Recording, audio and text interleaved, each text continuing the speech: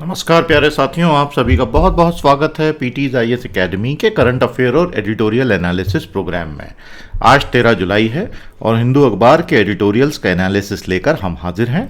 हमारी ये सीरीज सभी सीरियस एस्पायरेंट्स के लिए है, तो आप अगर एक सीरियस एस्पायरेंट हैं तो इस सीरीज को बिल्कुल मिस ना करें। सारे सेशंस देखें, अपने नोट्स बनाएं, पीडीएफ डाउनलोड करें। We wish you all the best.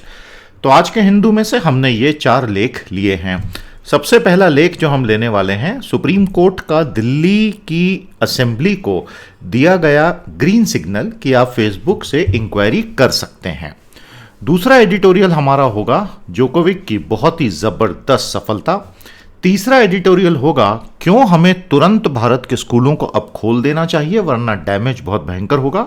और चौथा एडिटोरियल होने वाला है अमेरिका की फॉरेन पॉलिसी के पहले सालों का लेखा जोखा। ये 4 आपके एग्जाम के लिए बहुत रेलेवेंट हैं, तो मैं ये 4 आपके साथ डिस्कस करूंगा। प्यारे दोस्तों, आज के हिंदू में ये वाला जो लेख आया है ये आपकी व्यक्तिगत रीडिंग के लिए बहुत यूजफुल होगा। आसिम अली एक बहुत अच्छे एनालिस्ट हैं, बहुत अच्छा लिखते हैं, तो उन्होंने अभी उत्तर प्रदेश के आने वाले चुनावों पे बहुत बड़ा लेख लिखा है। आपको मजा आ जाएगा, जरूर पढ़िएगा। एग्री करें डिसएग्री करें वो एक अलग बात होती है, एक एनालिटिकल थिंकिंग आपको मिलेगी कि पॉलिटिकल लड़ाइयों को एनालाइज कैसे करते हैं। लेकिन अभी एग्जाम के लिए तो जरूरी है नहीं, तो मैं उसको कवर नहीं करूंगा। ठीक है भैया। तो आज का हमारा पहला एडिट है प्रीलिम्स GS2 और ऐसे के लिए रेलेवेंट, और ये होगा द पावर ऑफ स्क्रूटिनी। तो इसमें हम क्या देखने वाले हैं, सुप्रीम कोर्ट ने दिल्ली असेंबली को फेसबुक को सवाल जवाब के लिए बुलाने के लिए मंजूरी दे दी है कि आपने कुछ भी गलत नहीं किया। यह काफी इंपॉर्टेंट डिसीजन है। देखिए, जुलाई 2021 में भारत के उच्चतम न्यायालय ने काफी महत्वपूर्ण निर्णय दिया, जिसमें दिल्ली की विधानसभा का जो विधायी अधिकार क्षेत्र होता है और जो कार्यकारी अधिकार क्षेत्र होता है, legislative as well as executive domains, उसकी परिभाषा को थोड़ा और कॉन्क्रीट कर दिया। तो ये मामला क्या है? दरअसल इस असेंबली की एक समिति ने फेसबुक इंडिया के एक सीनियर व्यक्ति को, अजीत मोहन साहब को, जो वाइस प्रेसिडेंट हैं, 2-4 बार बुलाया है सवाल जवाब करने के लिए। सवाल जवाब किस मुद्दे पर? दिल्ली में जब दंगे हुए थे 2020 में, जब प्रेसिडेंट ट्रंप इंडिया में थे, उस वक्त फेसबुक ने क्या रोल प्ले किया हर तरह की हिंसा से जुड़े पोस्टों से लोगों को भड़काने में। फेसबुक कहता है मैं तो एक न्यूट्रल पोर्टल हूं, आप लोग जो पोस्ट करते हो वो आप जानो। तो ये असेंबली की कमेटी बोल रही है कि नहीं, इसको हम इन्वेस्टिगेट करेंगे। कमेटी का नाम है committee on peace and harmony. तो अजीत मोहन का तर्क ये था कि भैया, सुप्रीम कोर्ट में ये मामला जब गया तो अजीत मोहन का तर्क ये था कि दिल्ली में law and order union government के अंडर आता है, तो दिल्ली असेंबली मुझे ना बुलाए, फेसबुक का ना बुलाए। केंद्र सरकार ने भी सुप्रीम कोर्ट को यही तर्क दिया और उन्होंने कहा था कि ये जो इंफॉर्मेशन टेक्नोलॉजी एक्ट है संसद की, ये स्टेट गवर्नमेंट को ये शक्ति देती ही नहीं है। अब आपको पता ही है कि दिल्ली की सरकार की विधायी ताकतें, कार्यकारी ताकतें वर्सेस केंद्र सरकार और लेफ्टिनेंट गवर्नर, ये मामला तो पिछले 5 सालों से बहुत लंबा चल ही रहा है। और अभी हाल ही में एक नया कानून बनाकर दिल्ली की चुनी हुई सरकार के पर कतर दिए गए थे।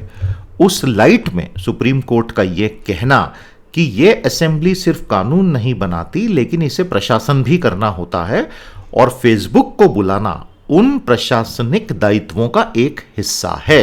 तो ये तो बहुत बड़ी बात बोल दी सुप्रीम कोर्ट ने। आपको बात समझ में आई? तो Supreme Court has actually approved the inquisitorial and recommendatory power of that house. तो ये दोनों शब्द बड़े मजेदार हैं। इंक्विजिटोरियल में जांच पड़ताल करना, रिकमेंडेटरी में अनुशंसाएं करना। तो ये जो आदेश आया है सुप्रीम कोर्ट का, जैसा मैंने कहा, इसका बैकग्राउंड फेडरलिज्म वाला मुद्दा है। केंद्र राज्य के संबंध कैसे होंगे, क्या होंगे, और अभी हाल ही में नए आईटी रूल से सारी की सारी सोशल मीडिया फर्म्स को बुरी तरह से टाइट कर दिया गया। ये उस कंटेक्स्ट में आया है। सुप्रीम कोर्ट ने सोशल मीडिया फर्म्स के उस तर्क को सही नहीं माना जिसमें उन्होंने कहा कि भाई हम तो सिर्फ एक मीडियम हैं, बाकी लोग उस पर क्या करते हैं उसका हमें क्या। तो उसके ऊपर जस्टिस कॉल की बेंच ने यह कहा कि भाई आप जो कुछ करते हो, मिस इन्फॉर्मेशन हो या डिस इन्फॉर्मेशन हो, उससे वास्तविक दुनिया में हिंसा भी हो सकती है। Miss information impacts governance on state matters. मैंने आपसे बहुत पहले एक बार मिस इन्फॉर्मेशन और डिस इन्फॉर्मेशन का फर्क मांगा था और आपने बहुत अच्छा आंसर दिया था कमेंट थ्रेड में, तो आज फिर से बता दो एक बार। प्यारे दोस्तों, दिल्ली की जो सरकार है और दिल्ली की विधानसभा है, उनके पास लॉ एंड ऑर्डर के प्रत्यक्ष पावर है नहीं, क्योंकि पुलिस तो मिनिस्ट्री ऑफ होम अफेयर के तहत आ जाती है केंद्र सरकार की।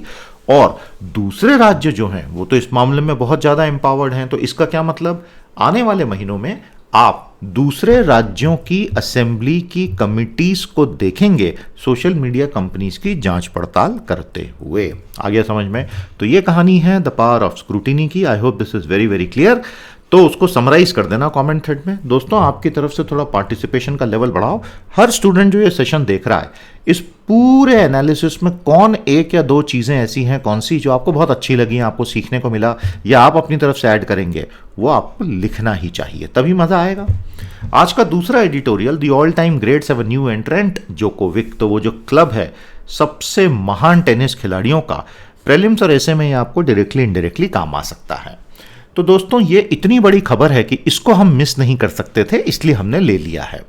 देखिए, आधुनिक लॉन टेनिस के जो दो महान हैं, रॉजर फेडरर और राफेल नडाल, ये दोनों ने पिछले 15 सालों में इतना नाम कमाया है, इतना नाम कमाया है, और टेनिस हॉल ऑफ फेम में ये इतने ऊपर जा चुके हैं कि कोई भी तीसरा प्लेयर अब उनके बराबर आए, ये तो एक बहुत बड़ी चुनौती है।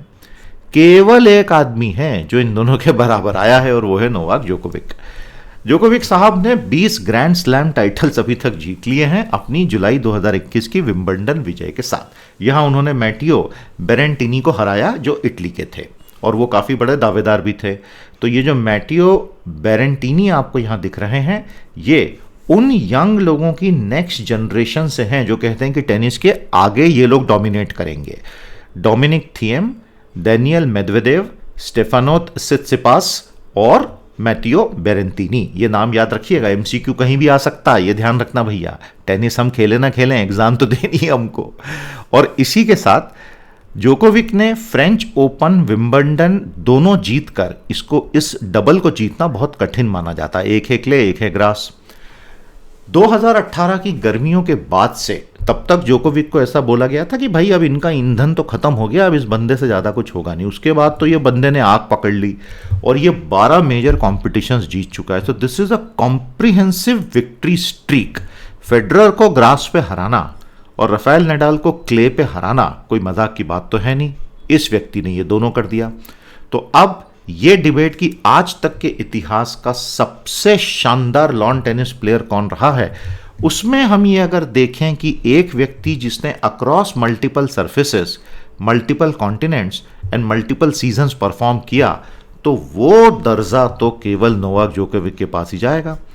जुलाई में उनका 329 वीक था वर्ल्ड नंबर 1 रैंकिंग का, और वो अकेले प्लेयर हो गए जिन्होंने 2 बार चारों स्लैम, 9 एटीपी मास्टर 1000 और ईयर एंडिंग एटीपी फाइनल 2 बार जीता है।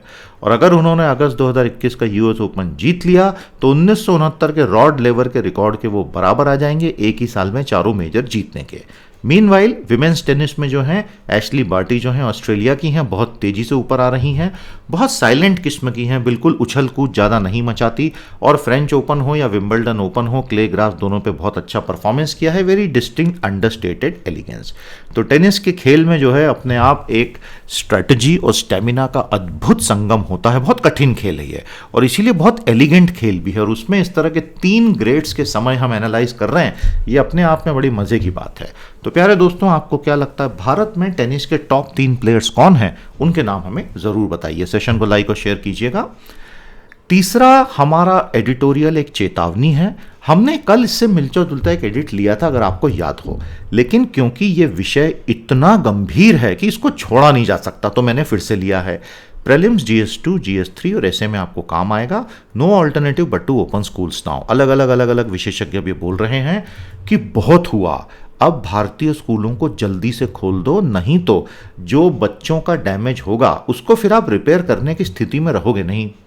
भारतीय स्कूल मार्च 2020 से 99% बंद हो गए हैं और उसकी कीमत भारत के करोड़ों बच्चे चुका रहे हैं। अब समय आ गया है कि हम उस रिस्क वर्सेस रिटर्न का एनालिसिस करें कि खोलने से पैदा होने वाला जोखिम और नहीं खोलने से नुकसान जो हो रहा है, इन दोनों की तुलना आप कर लेनी चाहिए।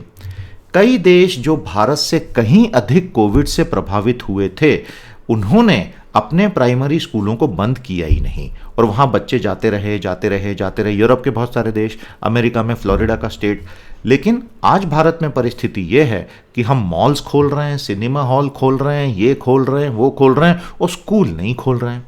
The great damage is being done. लेकिन हमारी राज्य सरकारें, केंद्र सरकार आंखें मूंद के बैठी हुई हैं।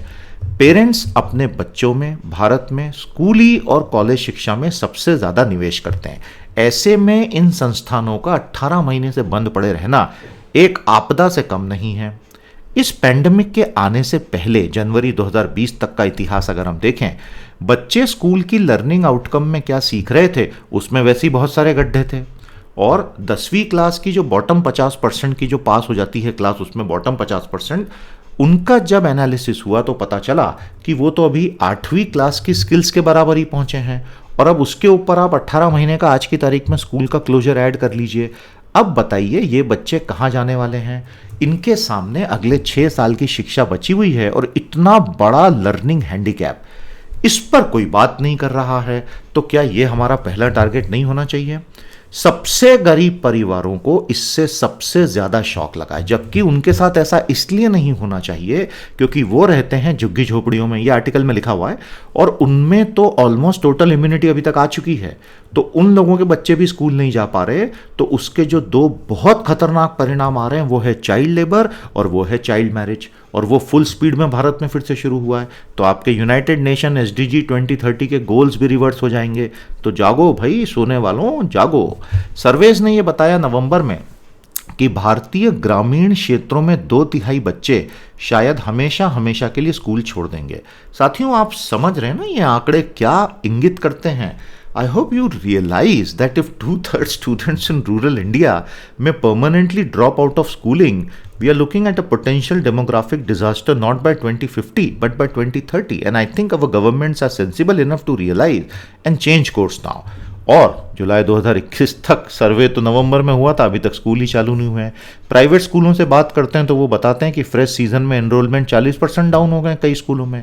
सबसे बड़ा शॉक सामाजिक रूढ़िवादिता के बढ़ जाने में है और सोशल रिग्रेशन में, क्योंकि चाइल्ड लेबर फुल स्पीड में शुरू हो चुका है और चाइल्ड मैरिजेस वापस अपनी 13, 14, 15, 16, 17 साल की लड़कियों की शादी करके रवाना करने का काम माता पिता ने शुरू कर दिया है। पैरेलल में आपकी मध्याह्न भोजन योजना बंद पड़ी है तो न्यूट्रिशन कम हो गया और कई बच्चे अब अंडरवेट और वेस्टेड हो जाएंगे। लास वेगस यूएस ने स्कूल्स को रीओपन करवाया क्योंकि वहां स्टूडेंट सुसाइड्स बढ़ गए थे, लेकिन वो तो एक एक्सट्रीम केस हो गया। दुनिया भर में बच्चों में पैदा होने वाला जो अवसाद है, डिप्रेशन है, वो बहुत बढ़ गया है। तो सवाल ये है कि अगर स्कूलों को खोल दिया जाए तो उसमें रिस्क क्या है? देखिए, ओवरऑल रिस्क बच्चों के लिए जो है एडल्ट्स के कंपैरिजन में बहुत कम होती है, और ये थोड़ा ध्यान देने वाली बात है। स्वीडन में स्कूल शुरू रहे और वहां पर 0 मौतें हुई बच्चों में। मुंबई में कोविड इन्फेक्शन फेटेलिटी रेट बच्चों का 19 से कम का 0.003% रहा। अब आप भारत का अगर शिशु मृत्यु दर देखो तो वो 3% है। कितनी बड़ी मृत्यु दर है, और ये केवल 0.003% थी, तो 1000 गुने का अंतर है। तो हम क्यों डर रहे हैं, ऐसा ऑथर्स का कहना है। याद रखिएगा दोस्तों, मैं यहां जो आपको एनालिसिस देता हूं, जो इसमें छपा है, मैं आपको उसका विश्लेषण देता हूं। जब जब मैं अपनी तरफ से कुछ ऐड करता हूं तो मैं हमेशा बोल देता हूं कि ये मैंने अपनी तरफ से ऐड किया है।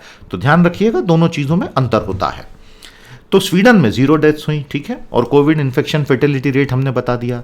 तो सवाल आज जो लोगों के मन में आ गया है, ऑथर्स बोलते हैं कि भाई तीसरी वेव आ रही है, तीसरी वेव आ रही है और बच्चों पर विशेष असर होगा, इसलिए पेरेंट भी डरे हुए हैं। तो ये बोलते हैं कि हमने पूरा एनालिसिस किया पहली वेव और दूसरी वेव का, और हमको ये पता चला कि उसमें कोई भी पोटेंशियल टारगेट एज ग्रुप में कोई फर्क ही नहीं है। इसका क्या मतलब कि बच्चों को लेके, थर्ड वेव को लेके डरिए मत, वैसा नहीं होगा। अब ये एक बड़ा विवादास्पद मुद्दा है, क्योंकि मैंने भी खुद बहुत सारी ऐसी रिपोर्ट्स पढ़ी हैं कि ये वायरस अब बच्चों तक जाएगा। इनका कहना है कि ऐसा नहीं होगा, एंड लेट्स होप कि ये लोग सही बोल रहे हैं। जो नया डेल्टा वेरिएंट है, अब दुनिया भर में रिसर्च होने के बाद पता चला कि ये ओरिजिनल जो वायरस आया था उससे ये बहुत कम खतरनाक है। इसमें केस फेटेलिटी रेट केवल 0.1% है, ओरिजिनल की केस फेटेलिटी रेट 1.9% थी। हालांकि ये फैलता तेजी से है, मारता कम है। लेकिन this is exactly how viruses evolve. उनकी मारक क्षमता कम होती है, फैलने की क्षमता बढ़ती है। तो ये तो सही है, मतलब ये थ्योरी ऑफ एवोल्यूशन के साथ भी टैली करता है। तो सरकारों को क्या करना चाहिए कि टीचर्स को और स्कूल स्टाफ को पहले वैक्सीन लगा दो, असेंशियल वर्कर डिफाइन करके, और अलग अलग डिस्ट्रिक्ट्स को डिफरेंशिएटेड सॉल्यूशंस लेने की कोशिश करो। जैसे जो अमीर घर के लोग हैं या अपर मिडिल क्लास के लोग हैं, जहां पेरेंट्स भी घर से काम कर रहे हैं, वहां कंप्यूटर्स हैं, 4G इंटरनेट है, वाईफाई है, ब्रॉडबैंड है, वहां के बच्चे अगर वर्क यानी स्टडी फ्रॉम होम करना चाहते हैं, उन्हें करने दो। लेकिन जो एकदम कम आयु, जो कम इनकम ग्रुप के, जितने भी कम आपकी आय वर्ग के परिवार हैं, जहां माता पिता भी बाहर काम करते हैं, वहां के बच्चों के लिए स्कूल तुरंत आज से खोल देने चाहिए। और जहां तक बच्चों को टीके लगाने की बात है, दुनिया में अभी उस पर रिसर्च कंप्लीट हुई नहीं है, तो उससे संबंधित समस्याएं हमें पता नहीं है। तो बच्चों को टीका लगाने वाली प्रक्रिया का स्कूल खोलने की प्रक्रिया से आपस में लिंक मत करो, क्योंकि वो अभी किसी को पता भी नहीं है और उसमें खतरे हो सकते हैं बच्चों को टीका लगाने में। तो ये है पूरी कहानी तीसरे एडिट की। आपको क्या लगता है बताइएगा दोस्तों, और आपको क्या लगता है क्या होना चाहिए? आप ही भारत का भविष्य हो भाई, तो भारत के भविष्य को जरा अच्छे से गढ़ने के लिए हमने ये प्ले लिस्टें बनाई हैं। तो कितने बच्चों ने अभी तक सारी देखी, एक बार कंफर्म कर दो। हमारे बहुत प्यारे सब्सक्रिप्शन कोर्सेस हैं, करंट अफेयर बूस्टर प्रीमियम और पावर ऑफ 10 के। आप सैकड़ों ये सेशंस पढ़ना शुरू कर सकते हैं, रेडी हैं, और रोज़ नए नए ऐड होते हैं। एनरोलमेंट आप इसी वीडियो के नीचे दिए ज्वाइन बटन से भी कर सकते हैं, हमारी साइट पे आके भी। आपका बहुत बहुत स्वागत है। आज का चौथा और अंतिम एडिट बहुत प्यारा है, इतिहास भी है, फॉरेन अफेयर्स भी हैं, आपको मज़ा आएगा। GS 1, 2 ऐसे वगैरह सब कुछ है इसमें। प्यारे दोस्तों, अमेरिका की 1971 के बाद की 50 साल की जो US फॉरेन पॉलिसी है, उसमें आखिर हो क्या रहा है, आइए देखते हैं। और ये जिन्होंने लिखा है, उन्होंने हेनरी किसिंजर को ध्यान में रखते हुए लिखा है। यहाँ हेनरी किसिंजर अपनी सीक्रेट जो चाइना की विजिट थी जाओ एन लाई के साथ 71 में, वहाँ दिख रहे हैं। और उसके कुछ महीनों के बाद प्रेसिडेंट रिचर्ड निक्सन खुद चाइना चले गए थे और एक क्रांति हो गई थी, चाइना अमेरिका की दोस्ती हो गई, USSR अलग थलग पड़ गया था। ये उसके बैकड्रॉप में है। 2021 में 50 साल पूरे हो गए हेनरी किसिंजर की फेमस चाइना विजिट के, और 30 साल पूरे हो गए शीत युद्ध की समाप्ति के। शीत युद्ध जो 1946-47 से शुरू हुआ, 1991 के आसपास बर्लिन वॉल के गिरने और USSR के कोलैप्स से खत्म हुआ। तो क्या था शीत युद्ध, हमें बताइएगा। आजकल अखबारों में न्यू कोल्ड वॉर भी आता है ना, उस कंटेक्स्ट में बता दो। 71 से 91 तक अमेरिका की जो विदेश नीति थी, उसको ये ऑथर कहता है कि वो रियलिस्ट प्रैग्मेटिज्म था। रियलिस्ट या रियलिस्टिक का मतलब होता है यथार्थवादी, और प्रैग्मेटिज्म का क्या कि भाई हमें अपनी सीमाएं पता हैं और हम बेवजह का आदर्शवाद नहीं पालते, ये होता रियलिस्ट प्रैग्मेटिज्म। लेकिन 91 से 2021 जब USSR कोलैप्स हो गया, तो अमेरिका की विदेश नीति होगी लिबरल आइडियलिज्म, उदारवादी आदर्शवाद। इसमें इन्होंने सबसे बड़ी गलती क्या की कि मैं दूसरे देशों में लोकतंत्र स्थापित कर दूंगा, समझ रहे ना। पहली सफल हो गई रियलिस्ट प्रैग्मेटिज्म, ये पहली थ्योरी थी, और इसका अंत हुआ सोवियत संघ के विघटन से, तो वो सफल थी। और दूसरी जो लिबरल आइडियलिज्म है, वो सारी दुनिया में हिंसा का तांडव रच रही है। 2004 से 2019 में अमेरिका की एयरफोर्स ने अपनी रिपोर्ट में बोला 2.25 लाख बम उन्होंने यहाँ वहाँ गिराए दुनिया में युद्धों में, जिसमें नेचुरली बहुत सारे इनोसेंट्स मारे गए। पोस्ट 9/11 के जो युद्ध अमेरिका ने लड़े, लगभग 8 लाख लोग उसमें मारे गए। तो अगर इतने लोग मर रहे हैं, तो ये कैसी पॉलिसी है। 91 से 2021 में अमेरिका में इंटरनली जो वहाँ की कामकाजी वर्ग है, उसकी इनकम क्लास जो इनकम है वो एकदम स्टैग्नेंट हो गई। जो बाइडन ने भी अभी ट्वीट किया था ना, उन्होंने क्या कहा, capitalism without competition is absolute fraud. Basically उन्होंने शब्द ये फ्रॉड यूज नहीं किया, उनके कहने का मतलब था कि अमेरिका का कैपिटलिज्म एक ऐसा पूंजीवाद बन गया जिसमें प्रतियोगिता ही नहीं है। तो ये तो पूरी तरह से धोखा है, और अमेरिका का राष्ट्रपति ये कह रहा है, मतलब ये चीजें अब बिल्कुल उबाल पे आ गई हैं। और इस दौरान क्या हुआ, चाइना बहुत तेजी से आगे बढ़ गया, अमेरिका कंटेन ही नहीं कर पाया। परचेजिंग पावर पैरिटी में चाइना का GNP 1980 में अमेरिका का 0.1 था, 2014 में अमेरिका से आगे निकल गया। तो कहीं ना कहीं अमेरिका की पॉलिसी फेल हुई, अगर कंटेनिंग चाइना उसका लक्ष्य है तो। कुछ लोग ये कहते हैं कि जिस दिन से अमेरिका ने पॉलिसी 1 को ख़त्म किया और पॉलिसी 2 को अडॉप्ट किया, उसी दिन से अमेरिका ने अपने भविष्य को बार्टर अवे कर दिया था।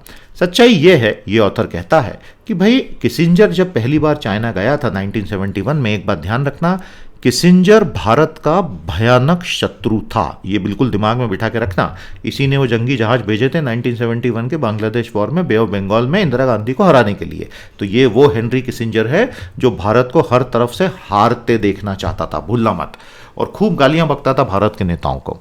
तो किसिंजर जब चाइना गया था 71 में, तो उसने उस माओ जेडोंग को गले लगाया था जिसने पिछले 10 सालों में चीन में करोड़ों लोगों को मरवा दिया था। ग्रेट लीप फॉरवर्ड पूरी तरह फेल हो गई थी, उससे अकाल में लोग मारे गए।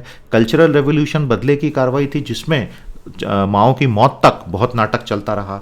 तो अमेरिका उस वक्त मानवाधिकार देखता ही नहीं था, वो था रियलिस्ट प्रैग्मेटिज्म। उसके बाद उसने मानवाधिकार देखने शुरू किए और खुद जाके 2.25 लाख बम गिरा के आ गया। किसिंजर के साथ साथ जॉर्ज कैनन और ज़्बिग्niew बर्जेज़्की, ये जो दो सज्जन थे, ये भी रियलिस्ट प्रैग्मेटिज्म बोलते थे।